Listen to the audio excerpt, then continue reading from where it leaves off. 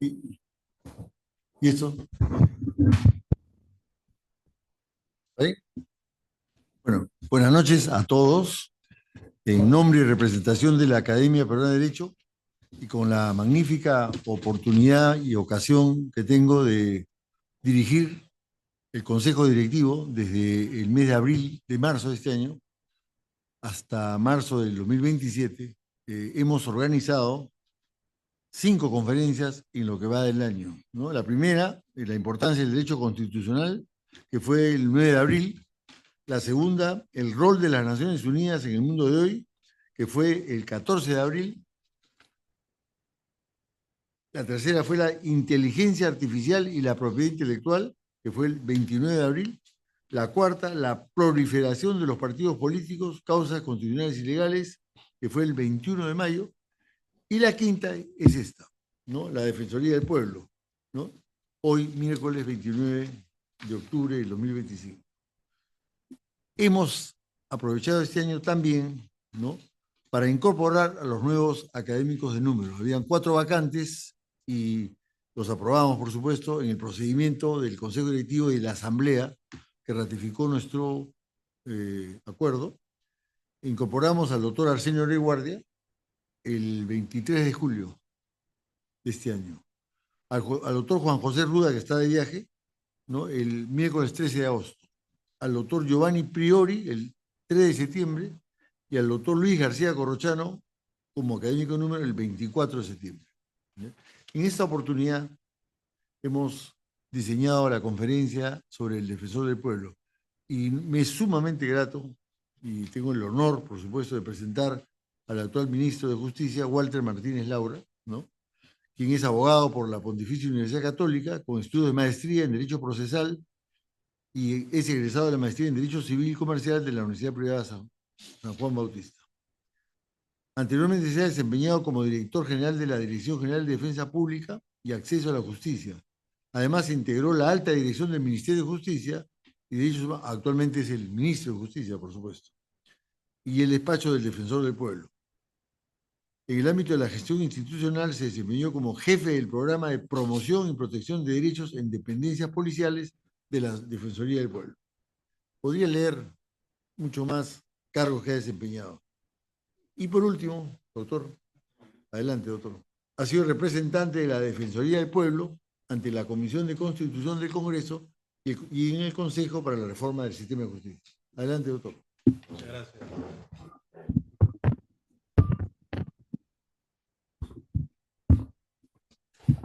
Muchas gracias, doctor Hunskop. Doctor Walter Gutiérrez, a todos los distinguidos colegas, abogados que se encuentran presentes, tengan todos muy buenas noches. Como no tengo la memoria de los doctores acá presentes, me he permitido redactar pequeño, un pequeño discurso sobre el rol de la Defensoría del Pueblo en los tiempos de crisis. Porque acá, como muy dice el doctor Gutiérrez, reseñamos una serie de situaciones que hemos atravesado, las que también he tenido la suerte de ser parte, ¿no?, de ser parte del equipo del doctor Gutiérrez en la Defensoría del Pueblo.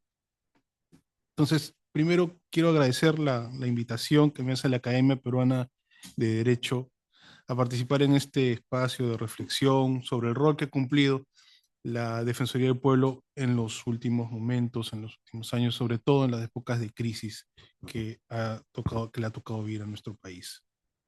Tengo el privilegio de compartir este espacio con distinguidas personalidades, el doctor Mario Castillo, le agradezco también que nos acoge en su estudio. Y además, yo considero, ¿no?, que todos los presentes han contribuido firmemente en la defensa de la democracia y en la protección del Estado constitucional. El presidente de esta prestigiosa academia ha destinado sus esfuerzos a contribuir en la preservación del Estado de Derecho y a promover la investigación en diversas disciplinas jurídicas, además de contribuir en el fomento del pensamiento crítico respecto de diversos asuntos de índole jurídico.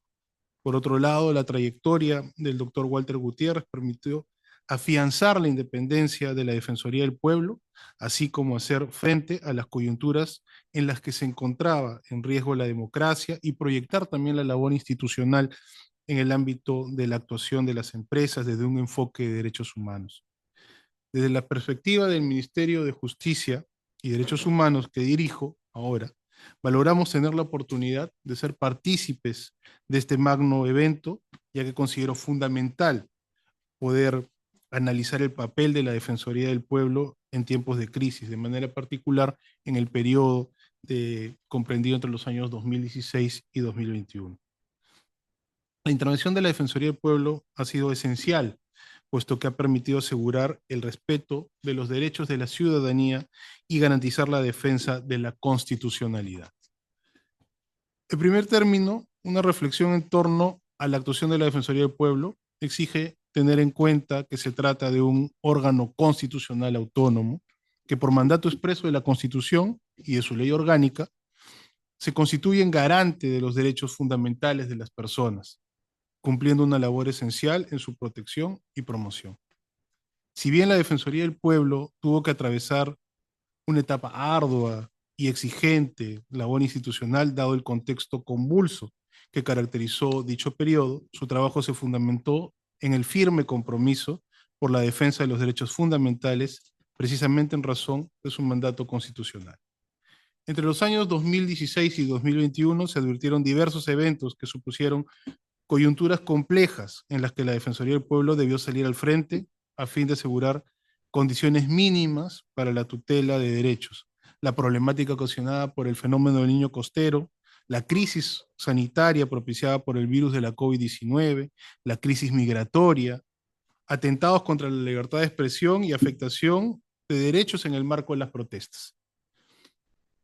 La crisis social ocasionada por el fenómeno del niño costero y otros eventos climáticos constituyó un desafío para la institución, dada la necesidad de adoptar acciones inmediatas a fin de salvaguardar la seguridad e integridad de diversos sectores de la población que se encontraban en situación de vulnerabilidad.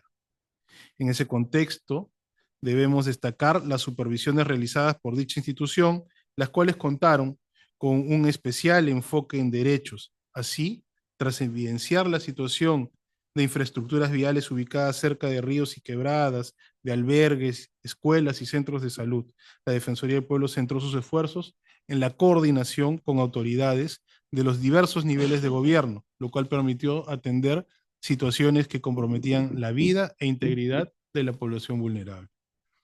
La preocupación por contrarrestar los efectos perniciosos ocasionados por los fenómenos climáticos que aquejaron al país en aquella época se vio reflejada en las recomendaciones formuladas por la Defensoría del Pueblo a las entidades de los 3 niveles de gobierno.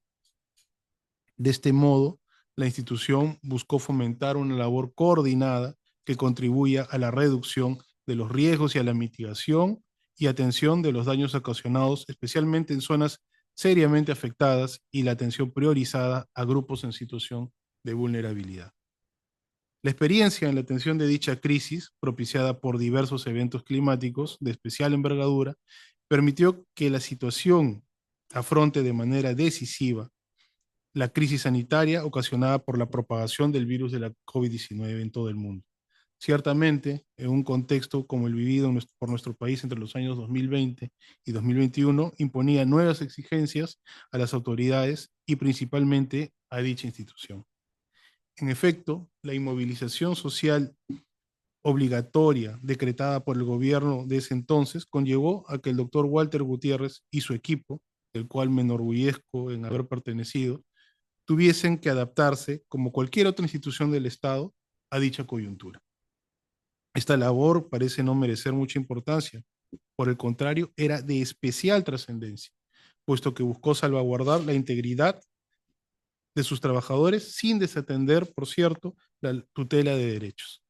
Es así que durante la emergencia sanitaria por la pandemia, la Defensoría del Pueblo no solo gestionó la protección de su personal en todo el país, sino que también centró su actuación en la efectividad de las medidas que debía adoptar el Estado a fin de asegurar la protección de los derechos a la alimentación, la salud, educación de la población, especialmente procurando la atención de personas vulnerables. No menos importante fue la labor de la institución en la defensa de los derechos humanos en el contexto de la migración internacional en el año 2018, en un escenario en el que se advirtieron reiterados actos de discriminación hacia personas de nacionalidad extranjera, así como ante la falta de una respuesta adecuada frente a la crisis humanitaria que atravesó un país de la región. Dicha institución nos recordó los compromisos internacionales asumidos por el Estado,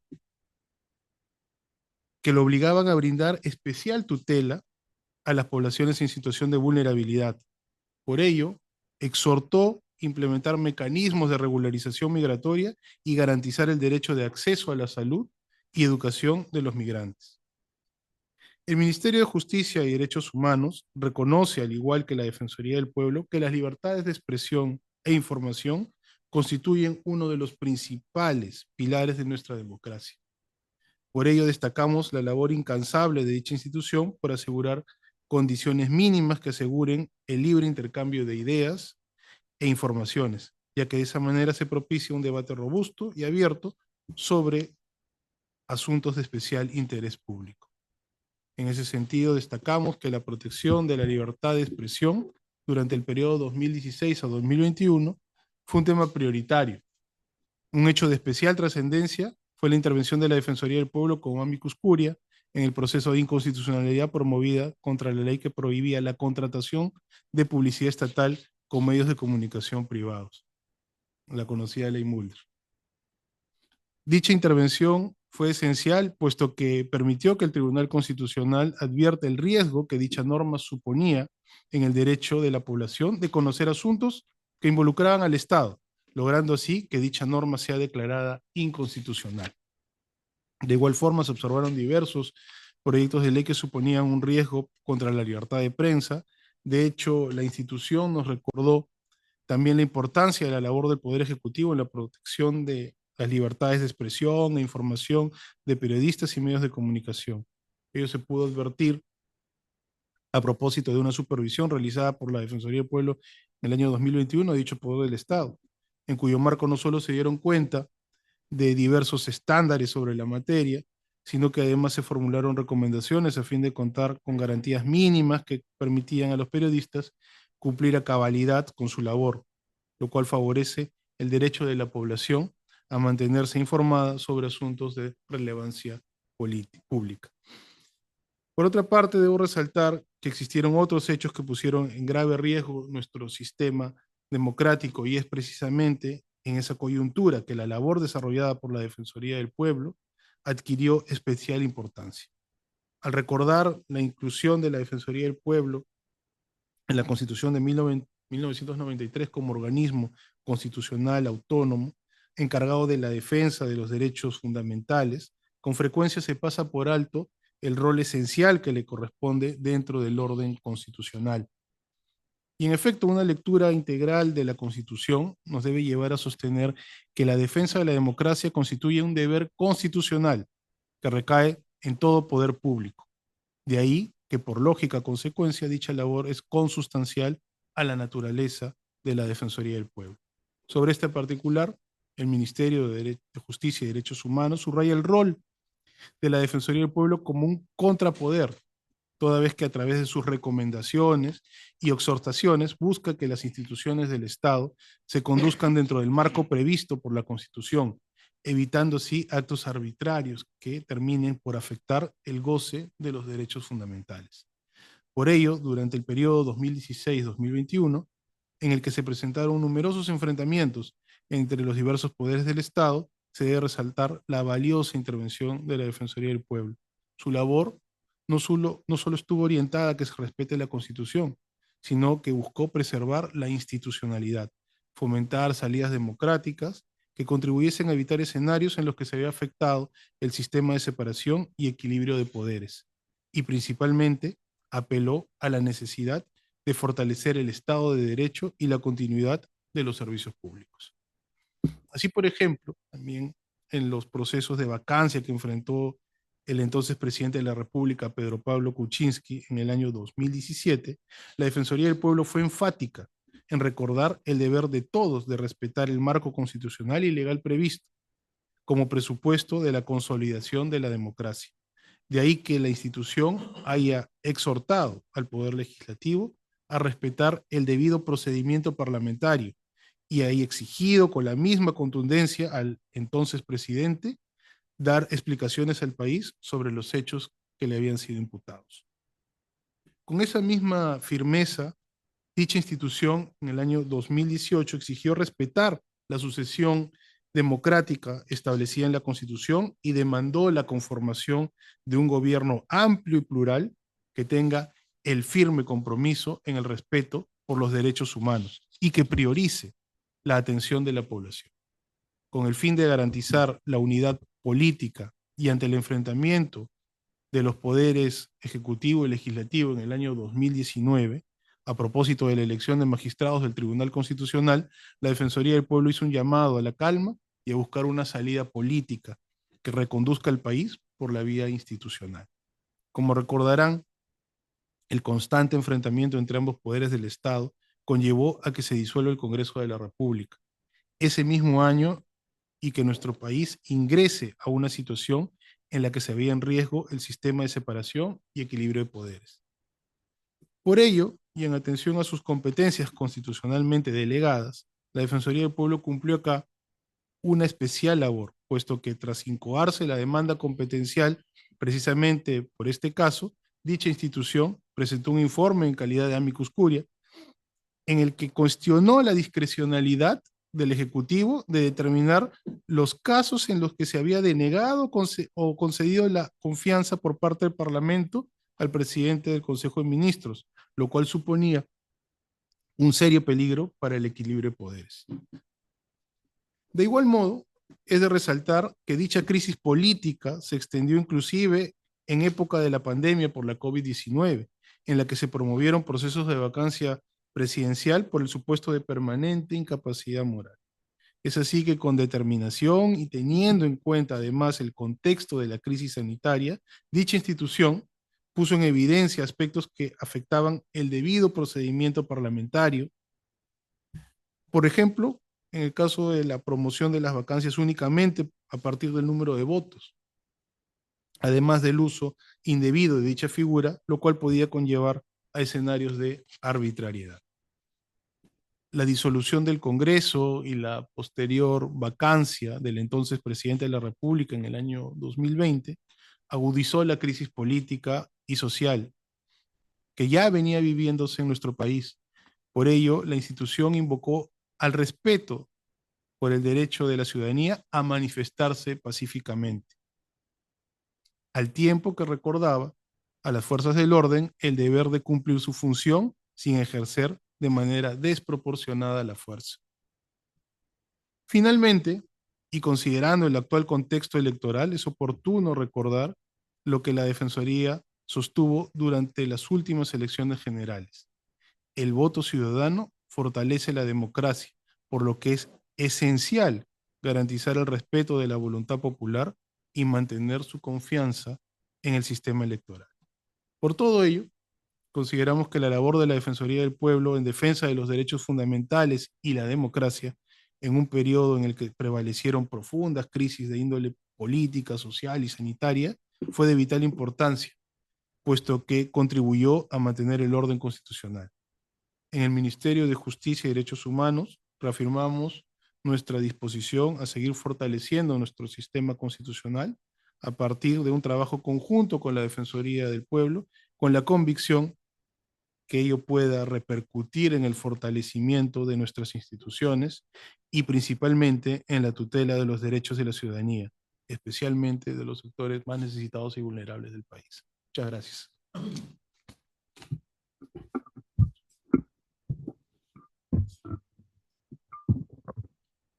En nombre y representación de la Academia Peruana de Derecho, le hago al doctor Walter Martínez Laura, nuestro ministro de Justicia y Derechos Humanos, nuestro especial agradecimiento por esta excelente e interesante conferencia. Muchas gracias, doctor Walter Gutiérrez. Con posterioridad a la exposición del doctor Walter Gutiérrez, todos los aquí presentes y los que están virtualmente conectados pueden hacer preguntas. Doctor.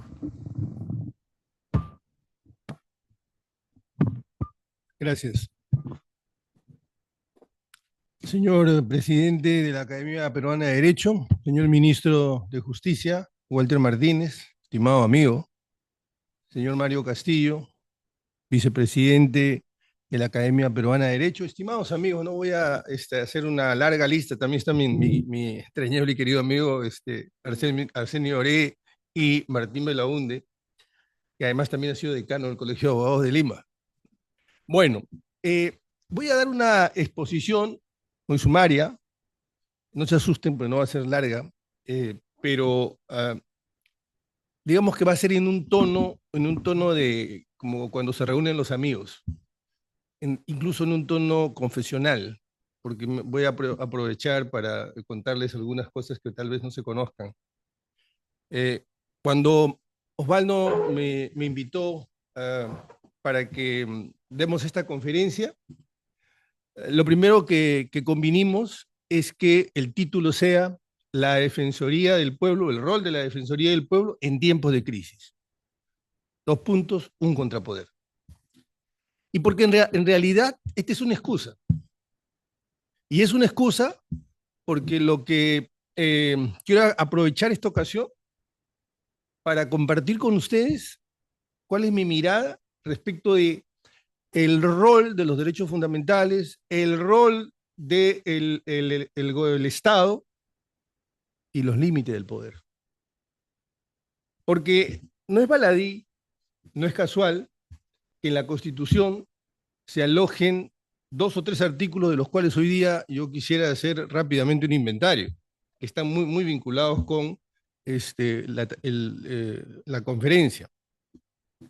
Y es un consenso en el derecho constitucional, prácticamente un consenso, que el derecho constitucional es en realidad un esfuerzo por controlar el poder.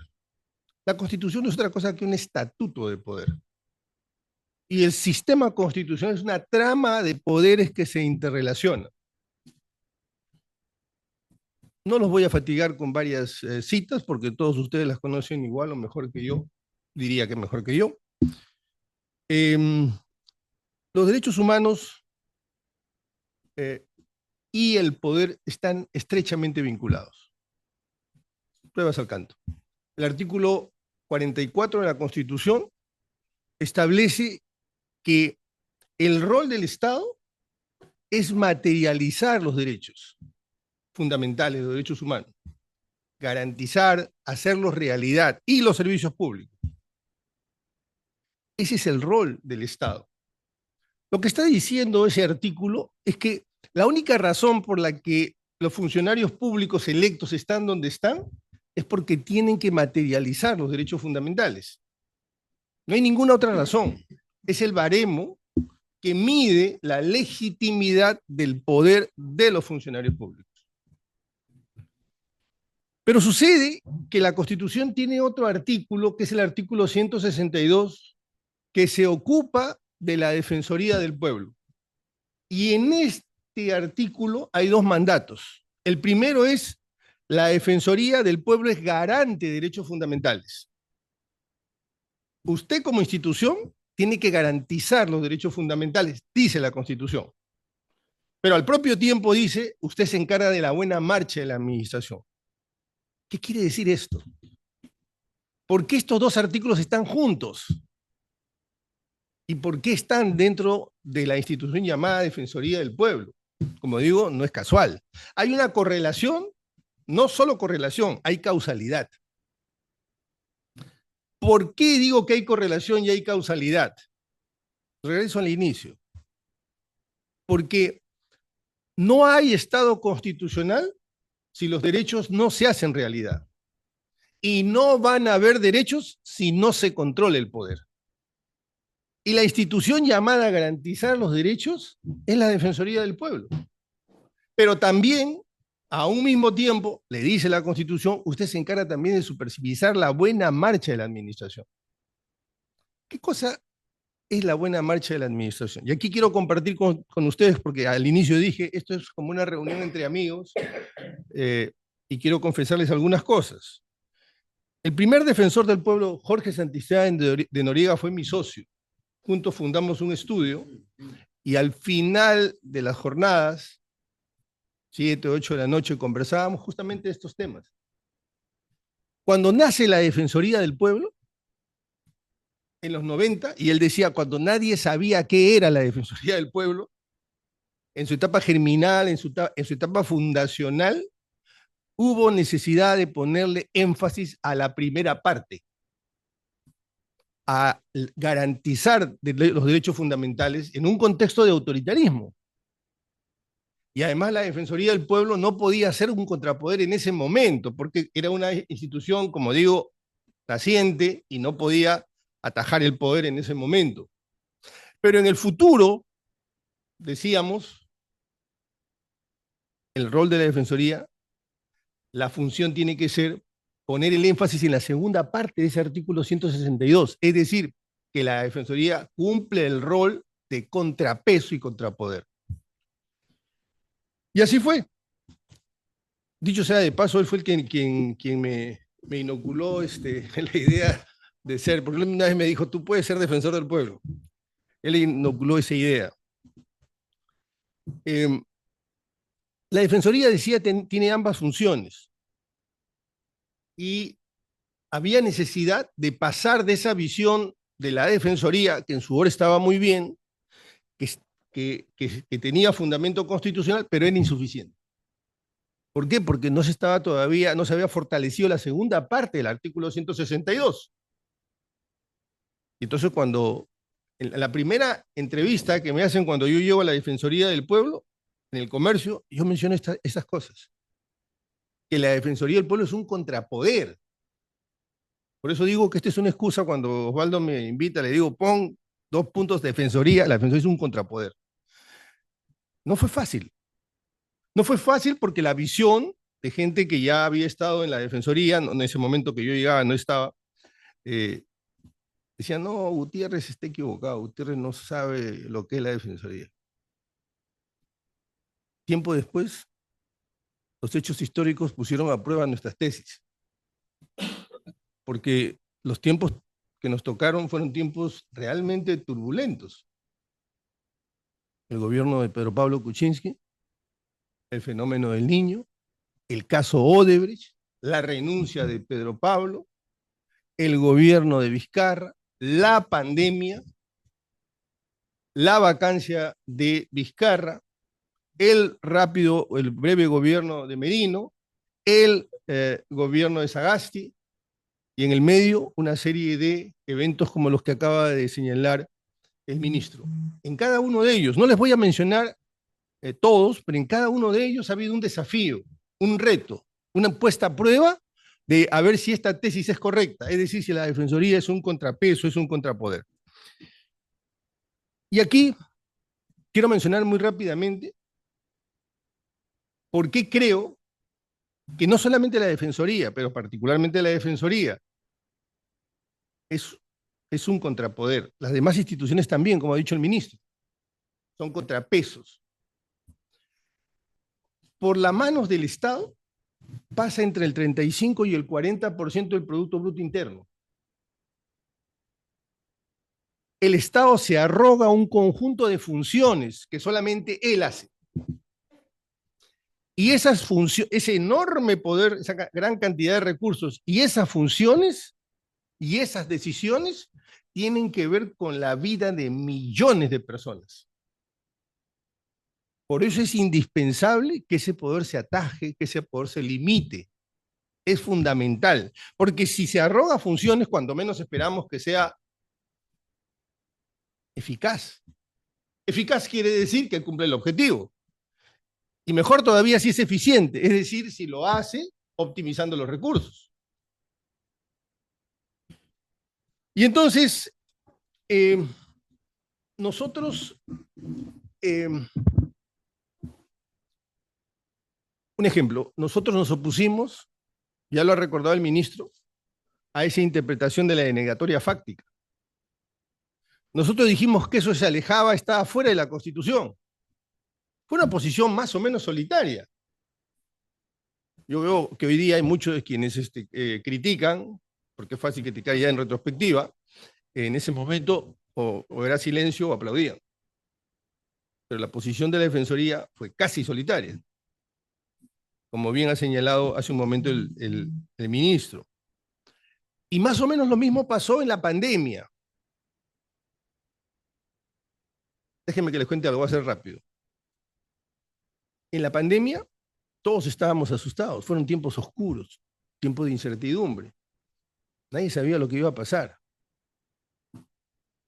Pero de golpe y porrazo todos estábamos encerrados y un buen día en la Defensoría, con todo el equipo, con los adjuntos, nosotros le dijimos, nosotros no podemos trabajar desde la casa, porque los derechos fundamentales no se resuelven por teléfono. Eso es tan absurdo, dijimos, y luego lo mencionamos en los medios, como pedir que los bomberos apaguen un incendio desde su casa. Así que hicimos de tripas corazón y salimos. Y salimos porque considerábamos que el Estado tenía que activarse. Porque hace un momento, recuerden, regreso al inicio, hace un momento dijimos que el Estado se agarró a un conjunto de funciones, entre ellos la salud pública, que no podía hacer desde la casa y por teléfono.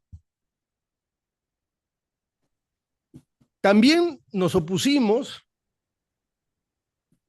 y de esto tenemos afortunadamente, todas las cosas que mencionamos, tenemos gente que participó con nosotros, ¿no? Y son testigos por directa o indirectamente. Nosotros le pedimos al presidente Vizcarra que convoque, aunque no existe legalmente o constitucionalmente, que convoque al Consejo de Estado. En una llamada telefónica le dije al presidente, este no es un problema solo del gobierno, este es un problema del país y por lo tanto del Estado, y es necesario que todo el Estado se integre, se articule en ese mandato que existe en la Constitución de colaboración, y así tiene que ver el país al Estado, no en conflicto, no en enfrentamiento. Bueno, se hicieron un conjunto de consejos de Estado, pero hubo un punto en el que tuvimos una discrepancia muy fuerte, porque la primera ola había sido tan agresiva que el gobierno decía que ya no iba a haber segunda ola. Y en la Defensoría dijimos que no, esa no era la pregunta, menos la afirmación. La pregunta es, ¿cuándo va a ser la segunda ola y qué tan fuerte va a ser? Desafortunadamente tuvimos razón. Porque detrás de esa visión había esa famosa concepción que existe, que en el Perú hay solo dos clases de problemas, los que no tienen solución y los que se solucionan solo. Entonces, este era más o menos como que ya tenemos, ha sido tan fuerte la primera ola, de modo que la segunda no nos va a afectar. Claro que nos afectó. Y así podíamos inventariar más de una ocasión en que la Defensoría ha salido a detener esos excesos del poder. Voy a saltarme, para no extenderme mucho, al gobierno de Castillo. Castillo llega al poder y nombra como presidente del Consejo de Ministros al señor Guido Bellido. Nosotros nos opusimos. Y alguien dirá, por un momento, ¿cómo la Defensoría se va a oponer a que el presidente nombre a un presidente del Consejo de Ministros? Es que nosotros no nos opusimos por razones políticas, sino por razones constitucionales. Recuerden que hace un momento dije que el Estado tiene un enorme poder y que he dicho que el artículo 44 de la Constitución dice que usted está donde está para materializar los derechos. Bueno, ¿cómo iba el señor Guido Bellido liderar el gabinete si el señor no creía en la igualdad? Y es una política pública transversal a todo el Estado el combate contra la violencia hacia la mujer. Entonces, ¿cómo podía encarnar, cómo podía liderar el gabinete? También dice la Constitución que el presidente, junto con su gabinete, aprueba la política pública. No dice que el presidente solo aprueba la política pública de gobierno. Dice, junto con el gabinete. No existe, si no recuerdo mal, y perdonen que esto sea como un diálogo, Mario escribió hace años ya un libro sobre la función del presidente. ¿Sí? Los poderes del presidente, mira, me acuerdo. Bueno, sucede que el presidente no puede hacer nada sin refrendo.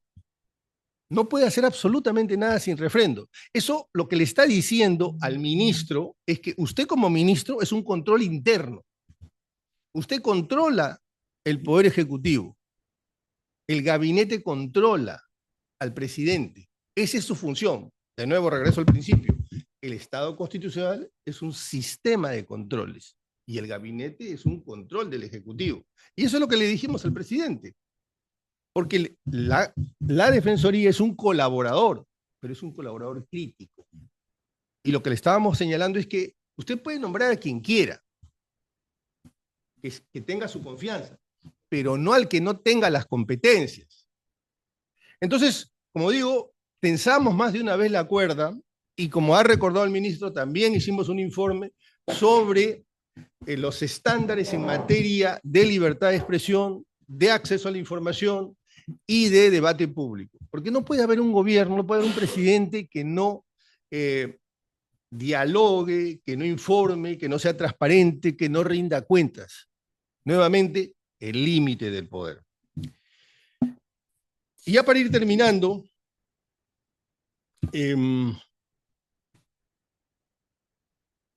nosotros dijimos que la democracia no es lo que hacemos cada 5 años. La democracia es lo que hacemos entre cada elección, en el medio, en esos 5 años. ¿Qué hacen las instituciones? ¿Qué hacen los propios ciudadanos? ¿O qué hacen, y enhorabuena, instituciones como la Academia Peruana de Derecho, que genera este tipo de espacios para generar pensamientos, debates, crítica? Finalmente, los derechos humanos son límites, son los límites que se le impone al poder. Y son los que legitiman el poder también.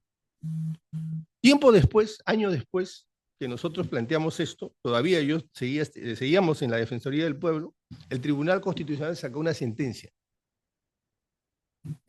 en la que señalaba que la división clásica de poderes había sido superada por una mirada más, digamos, múltiple de poderes. Ya no era solo el Ejecutivo, el Legislativo y el Judicial, sino existían otros poderes, como la Fiscalía de la Nación, como la Defensoría del Pueblo, que eran instituciones de contrapeso, de contrapoder. El gobierno de Castillo y el gobierno de Boluarte, la señora Boluarte, desafortunadamente han lesionado seriamente la administración pública. Muy seriamente.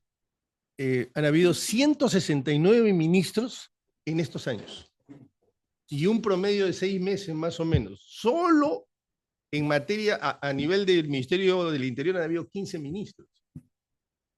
¿Qué política pública? ¿Qué gestión pública se puede hacer? El Congreso no se ha quedado atrás. El Congreso ha dado más de 100 leyes que van a significar 35.000 millones de soles estructurales. ¿Eso qué quiere decir? Quiere decir que todos los años hemos creado un Petroperú. Todos los años. Cuando digo estructurales es que todos los años vamos a tener que irrogar gastos o generar, o digamos, solventar ingresos para poder solventar esos gastos. Y el gobierno jamás se ha opuesto a una de esas normas. Debió hacerlo. Los ministros tampoco. Nadie ha renunciado. Y la Defensoría del Pueblo pudo presentar acciones de inconstitucionalidad porque le está permitido. Debió hacerlo.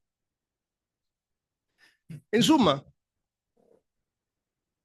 el sistema constitucional es un sistema de control del poder, porque el sistema constitucional es un sistema de derechos y sin control, repito, no hay derechos. El rol de la Defensoría fue ese, creo que sigue siendo eso, y creo que todavía tiene una pequeña, pero clara oportunidad de reconducir, de retomar su función.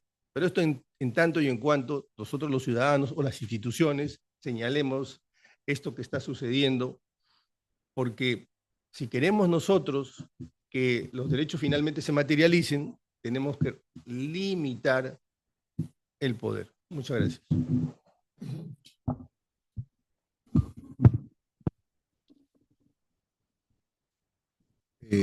Un agradecimiento especial a mi directo amigo Walter Gutiérrez Camacho, a quien la verdad que he tratado y he conocido muchísimo, porque ha sido decano del Colegio de Abogados y me nombraste presidente del Centro de Arbitraje. Así es, 2008-2009, ¿no? En fin, no tenemos una relación bastante intensa que la podría describir.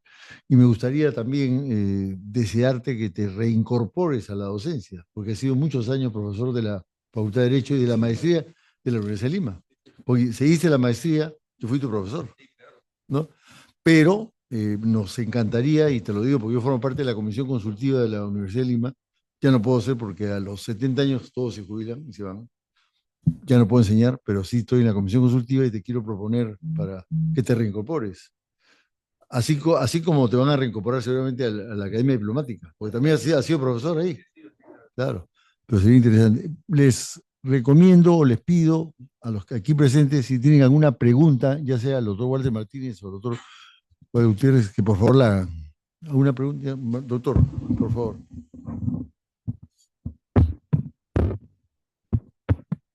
Muy breve la pregunta. En primer lugar, una felicitación a los dos expositores.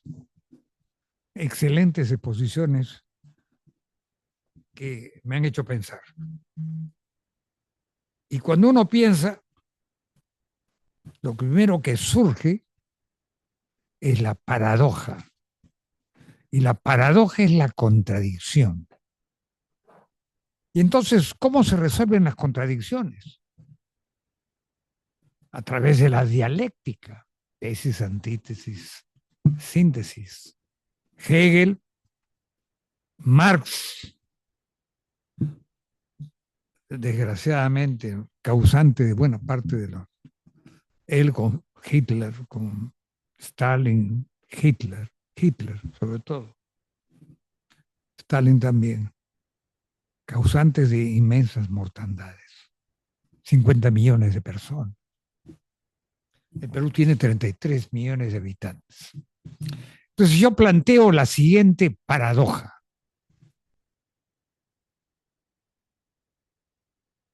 El derecho constitucional limita el poder. Tiene razón el doctor Camacho.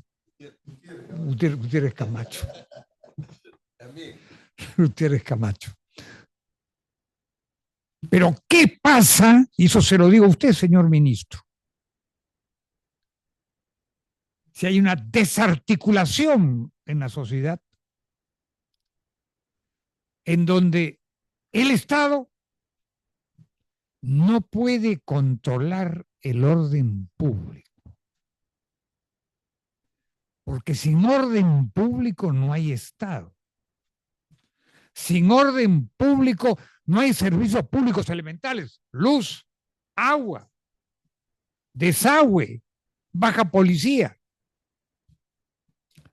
¿Qué hacemos cuando una horda invade un aeropuerto? ¿Qué les decimos? Señores, pasen nomás. Siéntanse en su casa para destruir todo lo que hay. Puertos, aeropuertos, carreteras, sistemas de agua y desagüe. ¿Puede la sociedad y todos y cada uno de nosotros vivir en una situación de anarquía absoluta? Donde no solo hay caos y desorden, sino además ausencia de los servicios públicos más elementales. Y si el Estado no está para hacer que esos servicios públicos se lleven a cabo dentro del mantenimiento del orden público, entonces, señor ministro, yo le pregunto a usted, con el máximo respeto y la mayor cordialidad, ¿para qué tenemos al Estado? ¿Para qué tenemos al gobierno? ¿Para qué tenemos al gabinete? ¿Para qué tenemos al ministro de Justicia?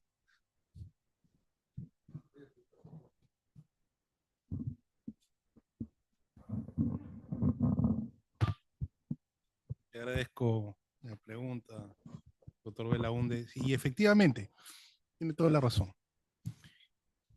Una de las funciones del Estado es mantener el orden interno. Por eso tiene un Ministerio del Interior. Tiene un brazo que es la Policía Nacional. Se encarga precisamente de mantener ese orden interno.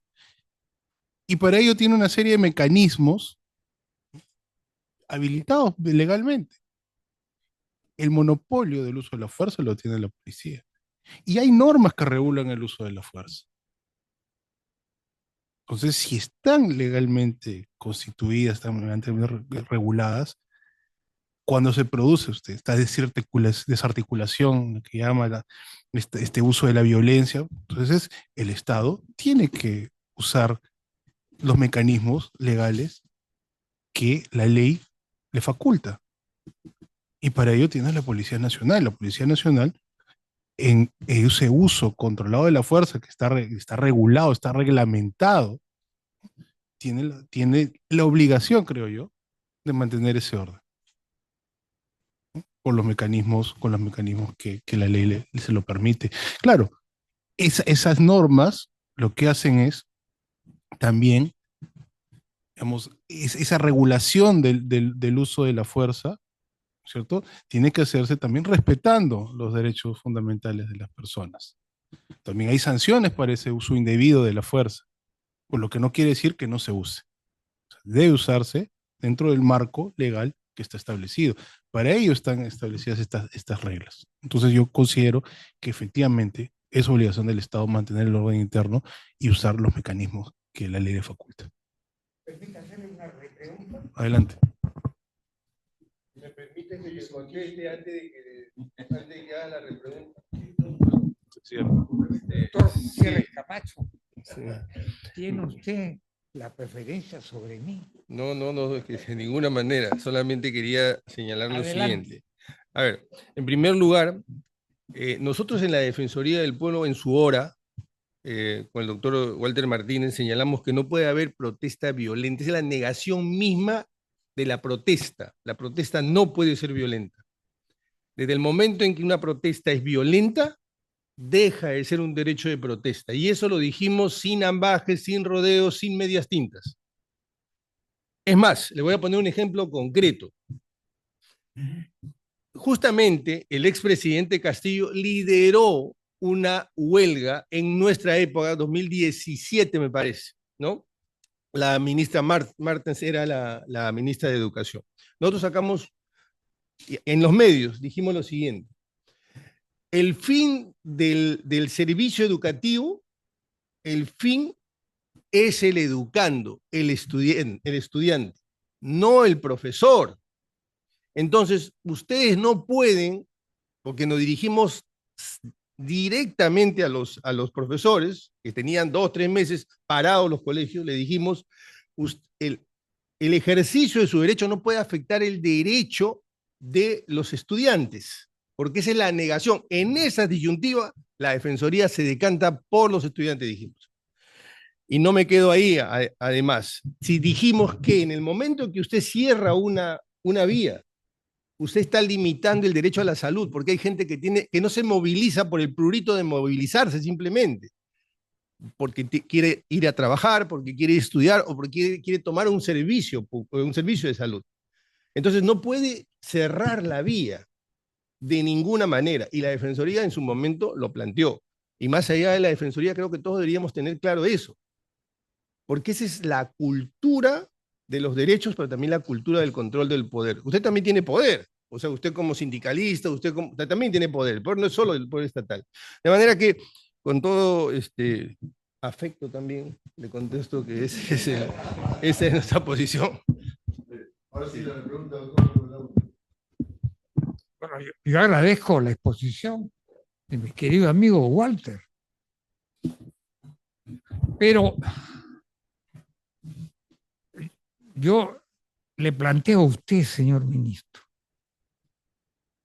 es evidente que la protesta tiene sus límites. Y el límite es la violencia. Que comienza como violencia verbal que pasa después como una suerte de violencia física y que puede terminar en una violencia armada. En esas circunstancias, cuando hay una violencia armada que atenta contra el orden público y el funcionamiento de los servicios públicos, sin el cual no es posible la vida en sociedad de manera civilizada, ¿qué aconseja usted como ministro de Justicia?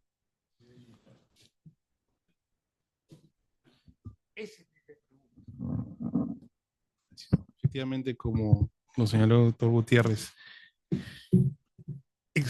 bueno, el derecho a la protesta, si bien es cierto, no está positivizado en la Constitución, no está expresado, pero sí se decanta digamos, de la lista de derechos, digamos, derechos humanos, derechos fundamentales, ese cajón, ¿no?, que engloba el artículo 3 de la Constitución.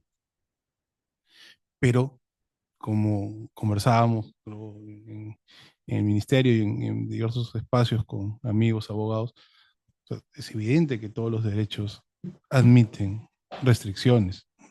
O sea, los derechos no son absolutos, ningún derecho es absoluto, ni siquiera el derecho a la vida es absoluto. Entonces, digamos, cuando se producen estos hechos de violencia, la protesta deja de ser una protesta pacífica y lo que hace es convertirse en actos delincuenciales.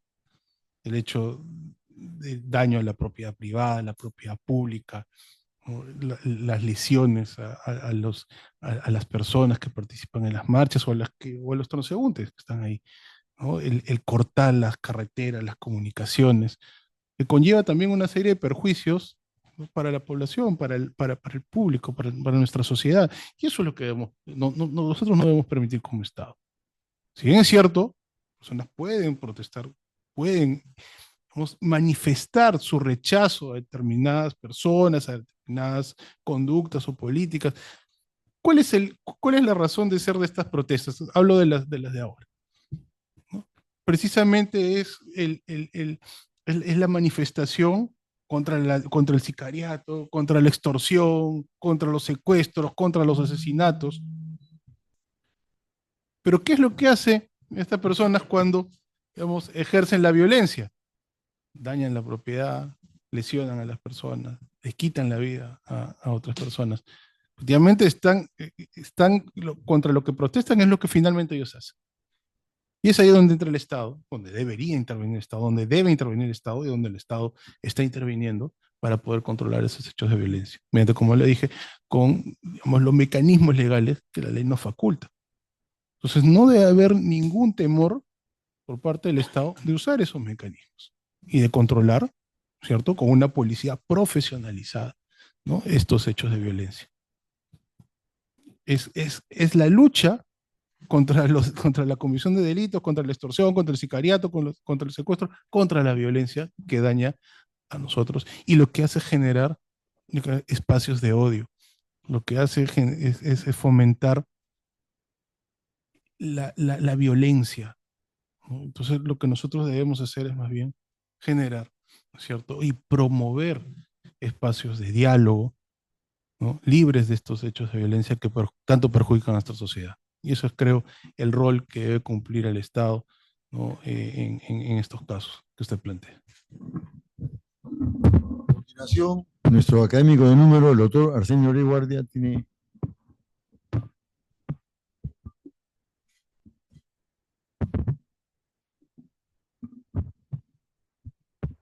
Muy agradecido, señor presidente, presidente de la Academia, por la organización y la invitación a una conferencia, a dos conferencias muy importantes sobre temas tan profundos como los derechos humanos, derechos fundamentales, el rol de la Defensoría en estos momentos en que justamente nos hace falta, no sé si consolidar o restablecer o establecer aquellas categorías que tengan relación con la tutela de estos derechos y con la tradicional competencia de las defensorías del pueblo desde su origen lejano en Suecia y en los países escandinavos y luego de España, de donde efectivamente Javier Valleveresta propuso en la Constituyente del 79 la incorporación de la Defensoría del Pueblo, como Walter lo ha explicado, con muchos problemas, porque justamente Javier Valleveresta dice que fue muy difícil incorporar estas instituciones, digamos, en instituciones en las cuales varios de los constituyentes nunca habían escuchado que era una Defensoría del Pueblo. Entonces, desde su incorporación, creo que sí es también importante hablar de lo que ha dicho Walter, el rol de la Defensoría del Pueblo. Y justamente los artículos que ha mencionado Walter, 44 de la Constitución, que establece que es deber fundamental del Estado la tutela de los derechos humanos, de los derechos fundamentales, de la seguridad de un Estado democrático. Y luego el 162. Y cuando uno analiza no solamente, digamos, estos artículos, sino la ley orgánica y los reglamentos y las misiones, la Defensoría del Pueblo es todo. Prácticamente es todo. Seguridad, derechos humanos, derechos fundamentales, Estado de Derecho, afirmación de categorías constitucionales y justamente lo que nos ha dicho Walter, digamos, los problemas climáticos, los movimientos sociales de, digamos, impedimento de vías, obstrucción de vías. En todo está la Defensoría. Y entonces, la pregunta es, ¿puede la Defensoría, una institución con limitados presupuestos, digamos, cumplir su objetivo si este rol es tan expansivo? ¿Puede? Creo que efectivamente habría que preguntarse si puede con este mínimo presupuesto y además con los problemas que han habido, ¿no es cierto? De largos periodos en que no se ha podido nombrar a los señores defensores por la mayoría cualificada que necesita para nombrar, que son los 2/3. Hemos estado 5 años, 4 años sin defensor del pueblo. Y entonces, creo que sí, en el momento que sea necesario, habría que replantear el rol, porque finalmente todas estas categorías que deben ser la preocupación de la Defensoría del Pueblo, digamos, que es una magistratura de opinión, por eso habría que ver si efectivamente es un contrapoder, es una magistratura de persuasión, de convencimiento, de opinión, no necesariamente, yo no hago afirmación, pero creo que es un tema que hay que ver. Además, en nuestro país, el poder utilizado racional o irracionalmente tiene mucho de eso, ¿no es cierto? Una posibilidad de cambiar la situación dentro de un Estado democrático o no. Pero la Defensoría es una magistratura moral de persuasión que muchas veces lo deslegitima porque cuando quiere cumplir su deber, algunas veces no tiene, digamos, el respaldo y la legitimación ciudadana, porque aquellos que tienen el poder a veces usan los sistemas para confundir a la comunidad. Porque efectivamente es demasiado hasta y efectivamente también tiene que acoger una labor en el sistema jurídico, en el sistema judicial. Justamente Javier Valleveresta, al momento de fundamentar, digamos, la petición de incorporación del Congreso Constituyente, dijo que el defensor del pueblo tiene como fin proteger al hombre del acosamiento y de la insolencia del puesto, sea policial, judicial o fiscal. Y el sistema judicial es una parte del ejercicio del poder público, pero el defensor no solamente tiene que participar de la arbitrariedad contra el sistema judicial cuando se presenta, sino todo el organismo del Estado, y eso es desmesurado. Y requeriría reflexionar y luego la necesidad de que los ciudadanos le den legitimidad, porque algunas veces, digamos, la Defensoría del Pueblo ha afrontado con tanta determinación como en el periodo de estudio fenómenos climáticos, fenómenos políticos, ¿no? Pero también en algunas oportunidades, como en el presente, cuando el defensor del pueblo, digamos, ejerce una acción de inconstitucionalidad o conflicto de competencia ante el Tribunal Constitucional, por ejemplo, en el caso de la extinción de dominio, que tiene que ver con la afectación de la propiedad del debido proceso y que ha ocasionado una serie de arbitrariedades que se han mencionado y nunca han tocado, digamos, fuertemente, digamos, a las verdaderas organizaciones criminales de carácter internacional. Entonces, el Tribunal Constitucional saca una sentencia que, en mi modesta opinión, efectivamente tutela lo que la Constitución establece, ¿no es cierto? El derecho de propiedad es inviolable y tiene limitaciones muy concretas, ¿no es cierto? No hay legitimidad, no hay apoyo, y muchos colegas o profesores consideran no, que el Tribunal Constitucional no debe invadir la esfera, digamos, de la lucha contra la criminalidad, que efectivamente la extinción de dominio se originó para impedir que, digamos, bandas criminalizadas de narcotráfico pudieran disfrutar de sus bienes mal habidos, pero en la realidad, en este caso, se ha afectado propiedad privada de personas que no forman parte de ninguna organización internacional. Entonces, sí me parece sumamente oportuna las reflexiones que se han hecho. ¿Cuál es el rol? Es imposible de cumplir, porque además, digamos, es un control subsidiario de opinión cuando todos los organismos del Estado tienen sus mecanismos de control, ¿no es cierto? Y entonces, además, tiene que tratar de ver si la administración funciona bien, tiene que participar en la lucha contra la corrupción. ¿De dónde sacamos tanta fuerza para poder hacer todo eso? Ay, perdón.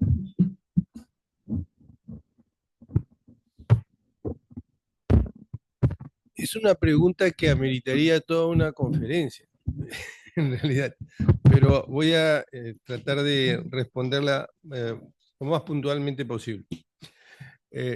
Arsenio, tú has partido del hecho de que eso sería mucho poder, demasiadas competencias para la Defensoría del Pueblo. Y luego has señalado que no hay presupuesto, o que qué presupuesto se necesitaría para poder, digamos, solventar ese cúmulo de competencias. En primer lugar, las instituciones, a diferencia de las personas, no tienen un itinerario existencial o vital de 70, 80, 100 años, no, es mucho más.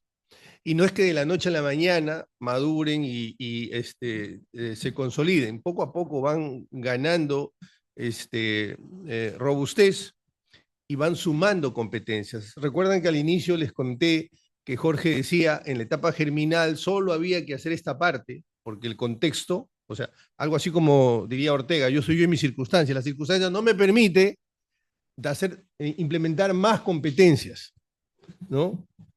Entonces, las instituciones van madurando y van poco a poco incorporando las competencias que el momento y el propio texto señala. Yo disiento, discrepo de la posición que ponga la Defensoría como una institución asistencialista, es decir, que solo se encargue de los derechos subjetivos particulares y sea una especie de oficina de quejas. Es una mirada minimalista de una institución tan importante. Yo no estaría de acuerdo con eso. Porque la Defensoría del Pueblo está diseñada, desde mi punto de vista, para participar en la macro política. Y no me refiero a la política, la política electoral, me refiero a la política donde se diseñan las políticas públicas, la política donde se define la institucionalidad del país, donde se define el control del poder. Tiene que participar ahí desde mi punto de vista. Y hace un momento tú dijiste que la Defensoría es un control de opinión. Sí y no. Puedo decir, además de fuente directa, porque he conversado esto con el autor, que es Jorge Santisteban, el magisterio de la persuasión. Él y yo tuvimos grandes debates sobre ese tema. Nosotros nunca en nuestro periodo utilizamos la palabra exhortar. Nunca la utilizamos. Nosotros, porque los derechos no se exhortan, dije, se demandan, se exigen.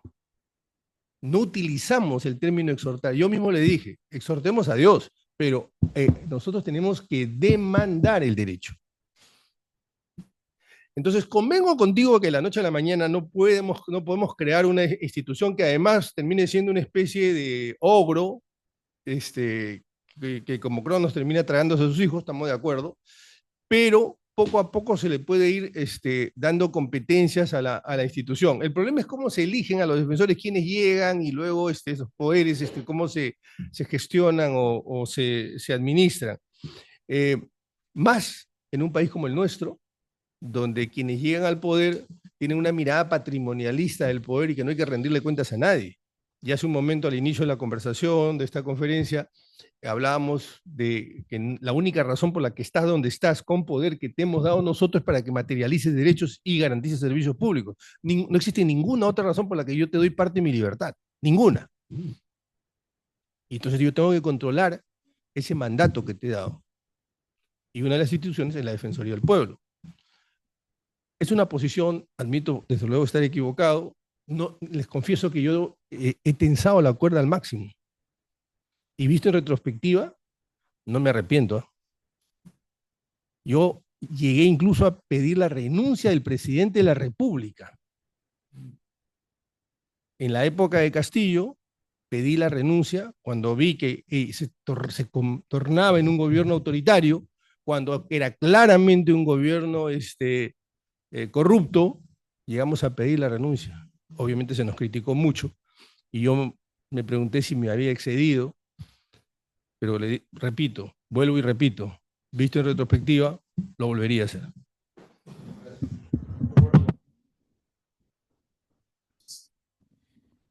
Yo aquí quiero primero resaltar la labor de la Defensoría del Pueblo, de los defensores del pueblo, porque la Defensoría del Pueblo, como bien lo señala el doctor Oré, es una institución que participa en todos los niveles de gobierno. Es parte del sistema judicial, digamos, en el Ejecutivo, una suerte de control de calidad, supervisando las funciones de la administración, en la emisión de normas en relación al Ejecutivo, pero las armas con las que cuenta la Defensoría del Pueblo no son iguales a las demás. Porque la Defensoría del Pueblo, las posiciones de la Defensoría del Pueblo no tienen el valor de una sentencia judicial, la fuerza de una sentencia judicial, no tienen la coerción, no tienen el mandato imperativo de la ley. ¿Y qué es lo que hace fuerte a las posiciones de la Defensoría del Pueblo? Sus argumentos y su poder de persuasión. Es ahí donde radica la fuerza de la Defensoría del Pueblo. Y es ahí donde podemos medir el éxito de quien dirige esas instituciones y la gestión que realiza, efectivamente, con el poco presupuesto que se tiene. Si bien es cierto, la Defensoría del Pueblo tiene presencia a nivel nacional, y representaciones a nivel nacional, ¿no? Pero el presupuesto que se le asigna a la Defensoría del Pueblo pues, no es el que corresponde. Pero la labor que se realiza radica, y el éxito de esa labor radica, yo creo, en la gestión de quienes lo dirigen. Y es ahí donde debemos apuntar, en reforzar y en fijarnos bien a quién vamos a elegir como defensores del pueblo. ¿Tienen alguna pregunta adicional, por favor? Con todo respeto. Con iniciativa. Doctor Becerra, por favor.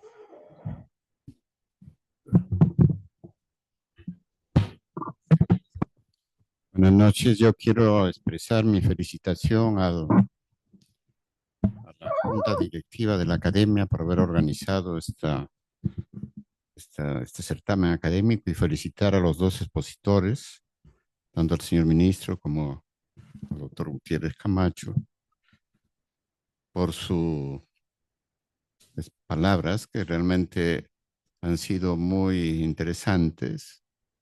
Y también felicitarlos al doctor Martín Belaunde y al doctor Roselio Oré por sus preguntas. Yo lo que quisiera es pedirles un comentario sobre qué opina, qué ha hecho o qué debería haber hecho la Defensoría del Pueblo o el Defensor del Pueblo respecto de lo que se anuncia en varios sectores sobre el retiro del Perú del ámbito de la Corte Interamericana de Derechos Humanos. Me gustaría saber qué opinión tienen ambos opositores. Muchas gracias, señor presidente. Doctor Huerta. Sí, con gusto. Carlos, encantado de verte después de tanto tiempo. Bueno, claramente, yo lo he dicho en más de una intervención, yo estoy en contra. La Defensoría debe oponerse al retiro. El gobierno ya señaló una posición con claridad que saludo y desde luego modestamente respaldo. Nosotros no deberíamos salirnos del sistema interamericano de derechos humanos, por varias razones. Voy a apuntar apenas un par para no fatigar, y además porque el ministro es quien más autoridad tiene para opinar sobre este tema. En primer lugar, no podemos pensar y llegar a la OCDE si nosotros queremos salir del sistema, de los sistemas internacionales de derechos humanos. Hay digamos, un capítulo que tiene que ver, que está indirectamente vinculado a este tema. Ahí habría, hablando de paradojas, ahí habría una contradicción si queremos salir del sistema interamericano de derechos humanos. Y además, el sistema interamericano no solamente protege los derechos tradicionales, ¿no? También el sistema, la Corte ha garantizado derechos como el derecho a la propiedad. Acuérdense el caso de Baruch Isher. No solamente son los derechos que tradicionalmente consideramos que son los derechos directamente vinculados a la persona. Eso por un lado. Pero además, no quiero dejar de mencionar que desde una mirada particular, creo que el sistema interamericano también ha desbordado sus propias competencias. Yo no estoy de acuerdo cómo el sistema se ha autorregulado y en una especie de inteligencia artificial está creando, una especie de inteligencia artificial generativa, está creando normas que lo hacen, que hace que tenga más competencias al punto tal que puede atajar la capacidad legislativa, la capacidad ejecutiva de un poder. Es decir, la creación tiene más fuerza que su creador. Entonces, esto manda o demanda o exige que se reformule, que se modernice, que se redefina el sistema interamericano de derechos humanos. Yo no estoy, repito, de acuerdo con salirnos, pero tampoco estoy de acuerdo con los excesos, los desbordes del propio sistema interamericano. Gracias. Voy a ser muy breve, mi respuesta ya, el doctor Gutiérrez ya ha señalado que el gobierno ya ha fijado una posición a través de nuestro premier, ¿no? Y él ha señalado que la posición es el no retiro del sistema interamericano de derechos humanos de la competencia de la Corte. Entonces, como yo creo que es cierto, ¿no? Que han habido de repente situaciones, límites en determinados fallos de la Corte, pero yo creo que es posible hacer respetar nuestra soberanía sin la necesidad del retiro de la competencia de la Corte. Entonces, esa es la posición del gobierno, esa es la posición del Estado, y eso es lo que podemos decir al respecto. Muchas gracias, señor presidente. Yo creo que la pregunta, doctor Becerra, colega y amigo, profesor también de la Católica, como muchos de nosotros, es fundamental y sumamente importante para nuestro país. Y efectivamente, recogiendo las palabras de Walter, la Convención Interamericana de Derechos Humanos, por la voluntad de los países latinoamericanos, generó una competencia para la Corte Interamericana de Derechos Humanos y para la Comisión. Fueron los estados los que dieron la competencia. Y esa competencia no incluía que la Corte se autoexpandiera su competencia, que es lo que justamente Walter ha observado. Porque, digamos, esos derechos de supervisión, esas obligaciones que, digamos, originalmente no eran esas. La competencia original de la Corte, según la Convención, es que la Corte era un órgano al cual los ciudadanos de América Latina podían concurrir quejándose de que sean afectados sus derechos fundamentales a través de funcionarios del Estado. Esa es la competencia. Tenía que investigar y si efectivamente se acreditaba el derecho que ha sido materia de queja, comunicaba a la Corte. No hay derecho de supervisión, que tienes que indemnizar a las personas que estaban procesadas, condenadas por terrorismo y le entregar una cantidad importante de dinero, que fueron los únicos que efectivamente, aún siendo ciudadanos extranjeros y que estaban condenados por terrorismo, como los chilenos y esta americana, fueron indemnizados. Y además, lo que ya en estos últimos años se ha visto, que la Corte dispone que el Congreso de la República está impedido de aprobar un proyecto, la 1373 de la extinción de dominio. El Congreso no puede votar. El Tribunal Constitucional resolvió en el caso Fujimori que puede ser cualquier ciudadano, no porque tenga ese apellido. Y contra lo que el Tribunal Constitucional había dispuesto, la Corte dice que los jueces le ordenan que no se cumpla, digamos, con liberar a esa persona. Y en el caso que se conocía como el caso de Villestein, en que un proceso, digamos, la Corte Suprema había aplicado un principio que en muchas legislaciones, inclusive la española y el profesor Daniel Pastor de Argentina, ha dicho, cuando un procesado ha sido condenado después de 15 años, una de las alternativas es bajarle la pena, porque es una compensación jurídica. Eso es una de las alternativas del plazo razonable.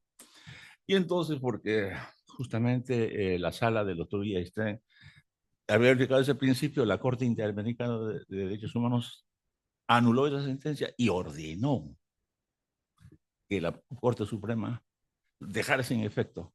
Y solamente un magistrado supremo dijo, nosotros no tenemos que obedecer a una Corte Internacional porque esto no está en su competencia. Y fue excluida la Corte Suprema.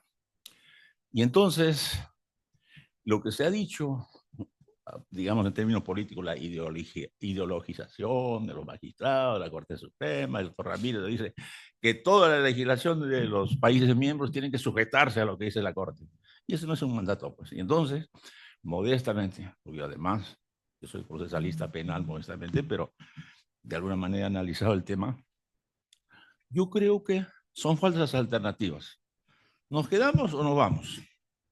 ¿Y por qué no reclamamos que la Corte, digamos, efectivamente sea reformulada, reconfigurada para que vuelva a la competencia inicial y no pretenda que es un órgano que está por encima de las instituciones soberanas de nuestro país y que le puede ordenar a nuestros jueces, que puede ordenar al Congreso y que puede ordenar al Ejecutivo? Y entonces me parece que no son dos posibilidades, son tres. ¿Qué pasaría si el Estado peruano dice que ha habido una expansión de facultades y que vuelva a esas facultades? Esa es una modesta opinión que yo no la he escuchado. Prefiero leer a los constitucionalistas y a los internacionalistas.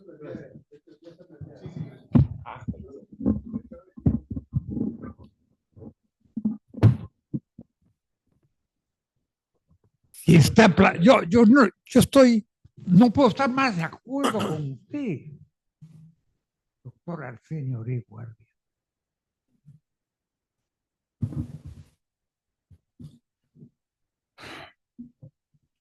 Yo le voy a dar una opinión personalísima. Yo tengo una duda interna. Ahora, más que bien, vivimos en una democracia. El señor ministro de Justicia, estoy seguro, es un demócrata entero. Pero ¿quién puede predecir el futuro? Podemos caer bajo una dictadura de cualquier signo, en donde los derechos humanos más elementales, como el derecho de comer o el derecho de respirar, sean conculcados por una tiranía absoluta. Eso podría parecer no una paradoja, sino, ¿cómo se llamaba esta obra en 1984, ¿no? El Gran Hermano, ¿no? George Orwell. Entonces, yo me planteo la siguiente fórmula, que es una fórmula política más que jurídica.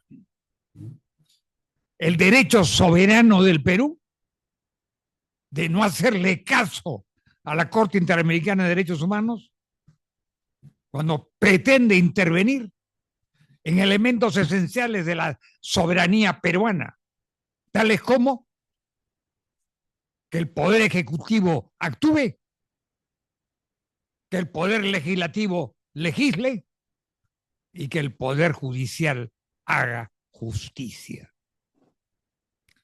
Hay límites a esa Corte, que no nos olvidemos que es nombrada por la Asamblea General de la OEA, que es una asamblea conforme a un tratado internacional y que es fundamentalmente el ejercicio de derechos públicos y derechos diplomáticos.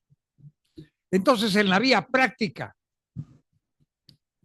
yo creo que este problema se resuelve de una manera quizás simple y paradójica. No le hagamos caso.